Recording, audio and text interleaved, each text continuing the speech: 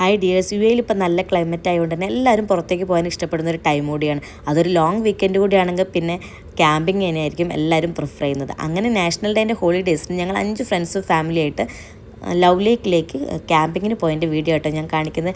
Love ലേക്കിൻ്റെ ഉള്ളിലല്ല കേട്ടോ, love ലേക്കിൻ്റെ അവിടെ നിന്ന് നേരെ പോയി കഴിഞ്ഞാൽ ഒരുപാട് ഡെസേർട്ട് ഇങ്ങനെ പരന്ന് കിടക്കുകയാണല്ലോ. അതുകൊണ്ട് തന്നെ ഞങ്ങൾ ഏതെങ്കിലുമൊക്കെ സ്പോട്ട് കിട്ടുന്നുള്ള പ്രതീക്ഷയിൽ തന്നെയാണ് പോയത്. അങ്ങനെ ഇതാ ബാത്റൂം നോക്കി, ബാത്റൂമിൻ്റെ അടുത്ത് നല്ലൊരു സ്പോട്ട് കണ്ടെത്തി. അങ്ങനെയാണ് ഞങ്ങൾ സ്പോട്ട് കണ്ടെത്തിയത്. കാരണം മക്കളൊക്കെ ഉണ്ടായതുകൊണ്ട് നമുക്ക് ബാത്റൂമിൻ്റെ അടുത്താണല്ലോ സേഫ്. അങ്ങനെ ഞങ്ങളിതാ നല്ല അടിപൊളി സ്പോട്ടൊക്കെ കണ്ടെത്തി.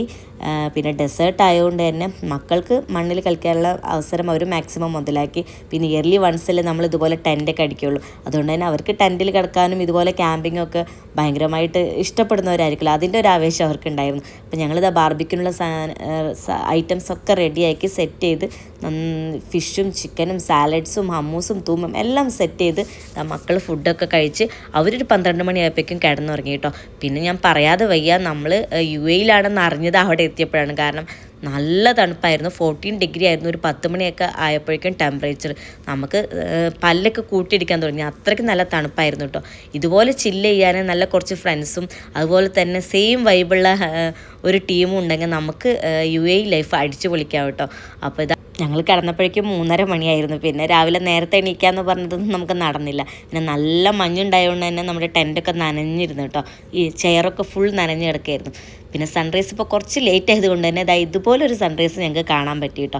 എന്തായാലും നല്ല ഭംഗിയുണ്ടായിരുന്നു. പിന്നെ രാത്രിത്തേക്കാൾ തണുപ്പായിരുന്നു കേട്ടോ. രാവിലെ എണീറ്റപ്പോൾ ഇത് ഡെസേർട്ടാണെന്ന് കണ്ടാൽ പറയുമോ, അത്രയ്ക്ക് നന്ദിയില്ല. നന്നായിട്ട് അവർ ഗ്രീനറി ചെയ്ത് വെച്ചിട്ടുണ്ട്. നല്ല പ്ലാന്റ്സൊക്കെ വെച്ച് നല്ല ഗ്രീനറി ആയിരുന്നു കേട്ടോ. നോക്കുമ്പോൾ ഫോട്ടോ ഒക്കെ എടുക്കാൻ പറ്റിയ. പിന്നെ ഇതാണ് കേട്ടോ ഞങ്ങളുടെ ടീമിൽ ഓൾ ഇൻ ഓൾ എല്ലാത്തിനും പറ്റിയ ആളാണ്. നല്ല ഷെഫാണ്, ഒരു എൻ്റർടൈനറാണ്. പിന്നെ എന്താ, ആളുണ്ടെങ്കിൽ പിന്നെ നമ്മുടെ ടീം ഒരു വൈബ് തന്നെ ആവുമെന്ന് പറയാം. അങ്ങനെ ഞങ്ങൾ രാവിലെ ചായയും സാൻഡ്വിച്ചും ഓംലെറ്റും ഒക്കെ ഉണ്ടാക്കി അതൊക്കെ കഴിച്ച് എങ്ങനെയായിരുന്നു നമ്മൾ വരുമ്പോൾ ആ ഡെസേർട്ട് ഉണ്ടെന്ന് അതുപോലെ തന്നെ നമ്മൾ മൊത്തം വേസ്റ്റും എടുത്ത് അവിടെ ഒരു ഗാർബേജ് കവറൊക്കെ വെച്ചിട്ട് അതിൻ്റെ ഉള്ളിൽ ഫുൾ ഇട്ട് നമ്മളവിടെ ക്ലീൻ ആക്കിയിട്ടാട്ടോ പോയിട്ടുണ്ടായിരുന്നത്. നമ്മൾ യൂസ് ചെയ്യുമ്പോൾ നമ്മൾ ഇതുപോലെ തന്നെ ക്ലീൻ ആക്കി പോകാൻ മറക്കുകയും ചെയ്യരുത്. അപ്പോൾ ഓക്കെ.